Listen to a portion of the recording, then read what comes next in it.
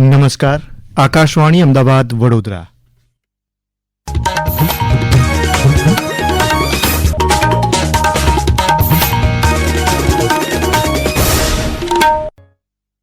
પ્રાદેશિક સમાચાર પ્રવેશ અડિયેચા વાંચે છે. મુખ્ય સમાચાર. રાજ્યભરમાં આગામી 31 મે સુધી જળ સંચયનું મહાઅભિયાન યોજાશે.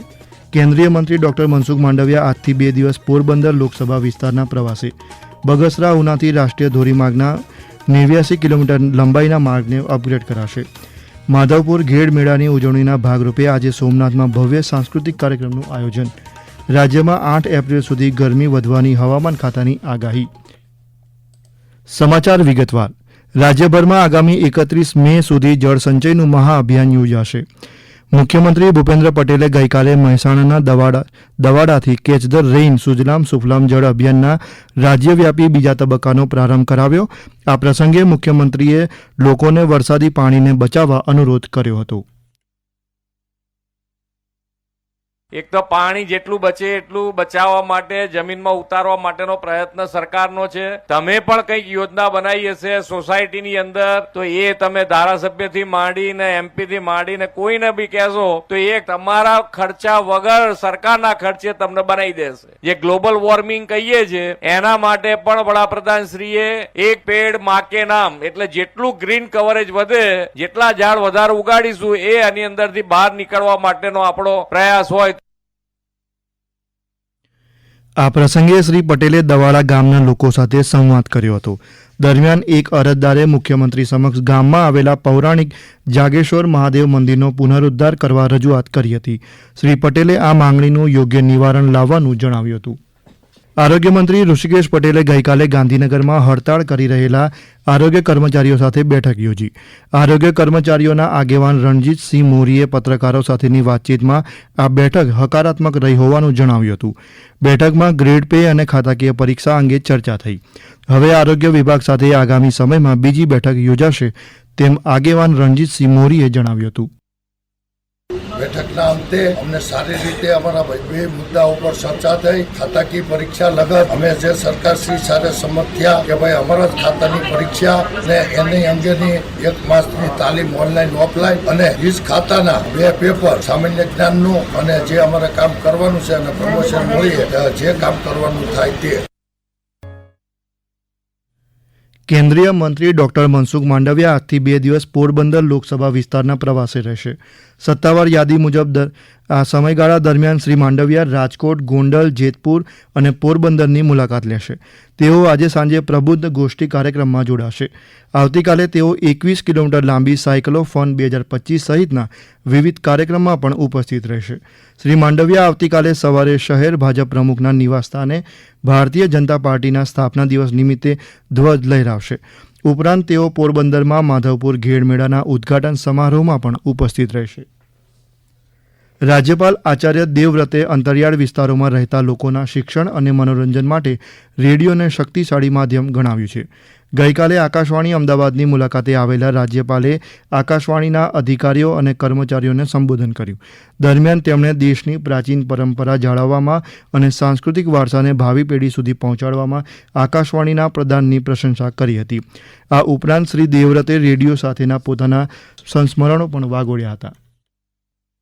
उस समाचार आने से घंटा पहले रेडियो के सामने बैठ जाते थे कि अब आएगा. उसमें गीत संगीत कार्यक्रम जो आते थे तो हमारे लिए सबसे बड़ा आकर्षण और आश्चर्य का केंद्र होते होता रेडियो आकाशवाणी. तो वो स्मृतियां बराबर हैं. और उस जमाने में एक फैशन था रेडियो. जिस आदमी के गले में युवा के गले में रेडियो होता था तो वो बड़ा गर्व मानता था. तो ऐसा वो युग मैंने देखा है. રાજ્યના બગસરા ઉનાથી રાષ્ટ્રીય ધોરીમાર્ગ 351 કેના 89 કિલોમીટરના લંબાઈના માર્ગને 2 લેનવાળા પાકા શોલ્ડરમાં અપગ્રેડ કરાશે.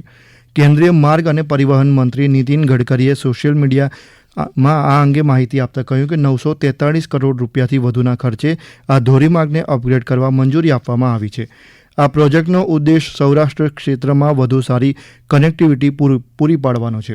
આ રસ્તો રાષ્ટ્રીય રાજમાર્ગ 351 અને રાષ્ટ્રીય રાજમાર્ગ 51 વચ્ચે જોડાણ તરીકે કામ કરે છે, જે વેરાવળ અને પીપાવાવથી સૌરાષ્ટ્ર ક્ષેત્રમાં રાજકોટ, જામનગર, મોરબી તરફ જતા બંદર ટ્રાફિક માટે વૈકલ્પિક માર્ગ પૂરો પાડશે.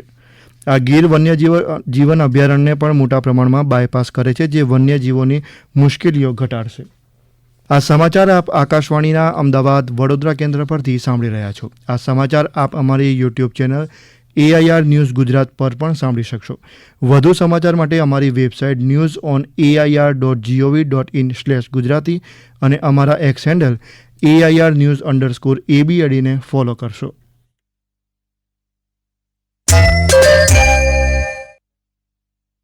પોરબંદરમાં આવતીકાલે માધવપુર ઘેડ મેળાનો પ્રારંભ થશે.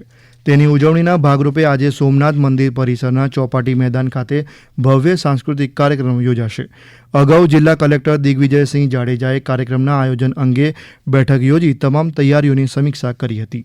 ઉલ્લેખનીય છે કે સોમનાથમાં આજે સાંજે 7 વાગે યોજાનારા આ કાર્યક્રમમાં આસામ, મણિપુર, મેઘાલય, ત્રિપુરા જેવા ઉત્તર પૂર્વના 7 રાજ્યના 200 કલાકારો અને રાજ્યના વિવિધ વિસ્તારના 200 કલાકારો મળી 400 કલાકારો તેમની કળાનું પ્રદર્શન કરશે. દરમિયાન પોરબંદરના મણિયારા રાસ, તલવાર રાસ, ડાંગી નૃત્ય સહિતની પ્રસ્તુતિઓ પણ રજૂ કરાશે. સુરતની અદાલતમાં આજે દુષ્કર્મના એક કેસની સુનાવણી કરાશે. સુરતના અમારા પ્રતિનિધિ લોપા દરબાર જણાવે છે કે વર્ષ 2017માં નાનપુરા ટીમલિયાવાડ ખાતે એક ઉપાશ્રયમાં વડોદરાના શ્રાવિકા સાથે દુષ્કર્મ થયું હતું. આ મામલે એક મુનિ પર આક્ષેપ કરાતા અઠવાલાઇન્સ પોલીસે મુનિની ધરપકડ કરી હતી. આજે અદાલતમાં આ કેસની સુનાવણી હાથ ધરાશે. રાજ્ય સહિત દેશભરમાં આજે રાષ્ટ્રીય દરિયાઈ દિવસની ઉજવણી કરાશે. આ દિવસે વેપાર અને રાષ્ટ્રીય સલામતીમાં દરિયાઈ ક્ષેત્રના મહત્વ અંગે જાગૃતિ ફેલાવવામાં આવે છે અને દરિયાઈ ઉદ્યોગના વિકાસમાં પ્રદાન કરનારા અધિકારીઓનું સન્માન કરાય છે. સાંભળીએ એક અહેવાલ.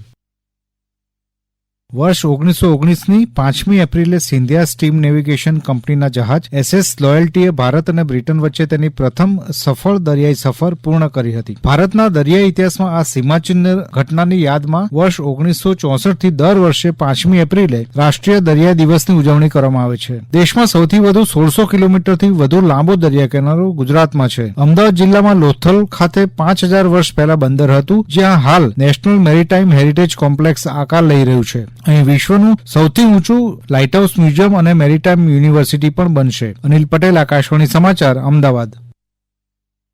હવામાન વિભાગે સૌરાષ્ટ્ર, કચ્છ અને ઉત્તર ગુજરાતમાં આગામી 9 એપ્રિલ સુધી હીટવેવની આગાહી કરી છે. આ સમયગાળા દરમિયાન સૌરાષ્ટ્રમાં મહત્તમ તાપમાન 40થી 43 ડિગ્રી સેલ્સિયસ સુધી રહેવાની શક્યતા છે, જ્યારે રાજ્યમાં આજથી 8 એપ્રિલ સુધીમાં મહત્તમ તાપમાનમાં 2 થી 3 ડિગ્રી સેલ્સિયસનો વધારો થવાની પણ સંભાવના હોવાનું હવામાન વિભાગના નિયામક ડॉक्टर AK દાસે જણાવ્યું હતું. तो हमारा तटीय क्षेत्र है सौराष्ट्र कच्छ दिवान से लेकर डे 6 तक हॉट एंड ह्यूमिड वेदर के लिए पूर्वानुमान है और उच्चतम तापमान है सौराष्ट्र कच्छ के तरफ की जो एरिया है 40 से 43 डिग्री सेंटीग्रेड तक रहने का पूर्वानुमान है और अहमदाबाद और आसपास क्षेत्रों की जो पूर्वानुमान है उच्चतम तापमान जो है 40 डिग्री सेंटीग्रेड के आसपास रहने का पूर्वानुमान है. अभी 3 सिस्टम असिस्ट कर रहा है, जो एक है साउथ वेस्ट राजस्थान में साइक्लोनिक सर्कुलेशन, वेस्ट MP में cyclonic circulation and Marathwada and adjoining Madhya Maharashtra में साइक्लोनिक सर्कुलेशन असिस्ट कर रहा है. પાટણ જિલ્લામાં આવતીકાલે રામનવમી નિમિત્તે શહેરમાં ભગવાન શ્રીરામની 38મી શોભાયાત્રા યોજાશે. વાજતે ગાજતે યોજાનારી ભગવાન રામચંદ્રની આ યાત્રાને લઈને લોકોમાં વિશેષ આનંદ જોવા મળી રહ્યો છે. શોભાયાત્રા શાંતિથી યોજાય અને મોટી સંખ્યામાં ભક્તો ભગવાનના દર્શનનો લાભ લઈ શકે તે હેતુથી ગઈકાલે પાટણ શહેર પોલીસ દ્વારા ફ્લેગ માર્ચ યોજવામાં આવી હતી. અંતમાં મુખ્ય સમાચાર. રાજ્યભરમાં આગામી 31 મે સુધી જળ સંચયનું મહાઅભિયાન યોજાશે. કેન્દ્રીય મંત્રી ડોક્ટર મનસુખ માંડવિયા આજથી 2 દિવસ પોરબંદર લોકસભા વિસ્તારના પ્રવાસે. બગસરા ઉનાથી રાષ્ટ્રીય ધોરીમાર્ગના 89 કિલોમીટર લંબાઈના માર્ગને અપગ્રેડ કરાશે. માધવપુર ઘેડ મેળાની ઉજવણીના ભાગરૂપે આજે સોમનાથમાં ભવ્ય સાંસ્કૃતિક કાર્યક્રમનું આયોજન. રાજ્યમાં 8 એપ્રિલ સુધી ગરમી વધવાની હવામાન ખાતાની આગાહી. આ સાથે જ આકાશવાણીના અમદાવાદ વડોદરા કેન્દ્ર પરથી પ્રાદેશિક સમાચાર પૂરા થયા.